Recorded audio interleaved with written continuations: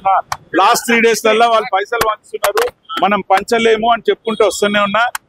మేమైతే పని గురించే ఉన్నాము. ఎవరు పని గురించి వచ్చినా, ఎక్కడ పని ఆగిపోయినా వచ్చి భారతీయ జనతా పార్టీ ఫైట్ చేస్తూనే ఉంటుంది, ఎప్పటికీ ఫైట్ చేస్తూనే ఉంటుంది.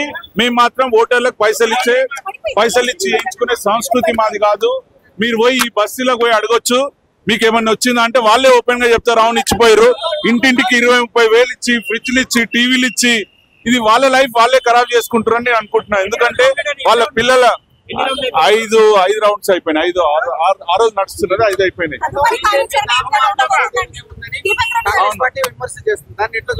అవును, పైసలు మా దగ్గర లేవు కాబట్టి వాళ్ళు ఏదన్నా అనొచ్చు.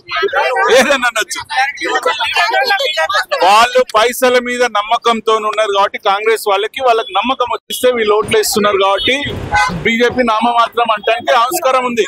కానీ భారతీయ జనతా పార్టీ మళ్ళీ చెప్తున్నాము, దేనికైనా పని గురించి ఎక్కడికి రమ్మన్నా వస్తాము. ప్రజలు ఎవరైతే ఓటేసిండ్రో వాళ్ళకి ధన్యవాదాలు తెలియజేస్తున్నాము. ఇంకా 4-5 రౌండ్లు ఉన్నాయి కాబట్టి మీకు ఎన్ని ఓట్లు వచ్చినాయి? అరౌండ్ 7,000-8,000 మధ్యలో వచ్చింది. పన్నెండు వెళ్ళిపోతుంది.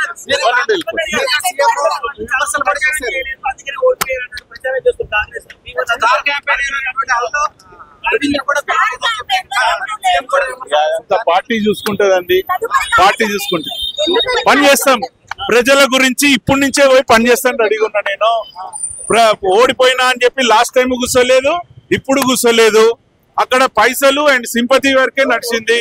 పని చేసేటోళ్ళు కొంచెం ప్రజలు ఇప్పటికైనా గుర్తించి మళ్ళీ నేను పని చేసుకుంటూనే వస్తుంది. 2023 కేంద్ర మంత్రి ప్రచారం చేసిర్రు, ఎంపీలు చేసిర్రు, ఎమ్మెల్యేస్, వాళ్ళందరికీ కూడా ధన్యవాదాలు చేస్తున్నా.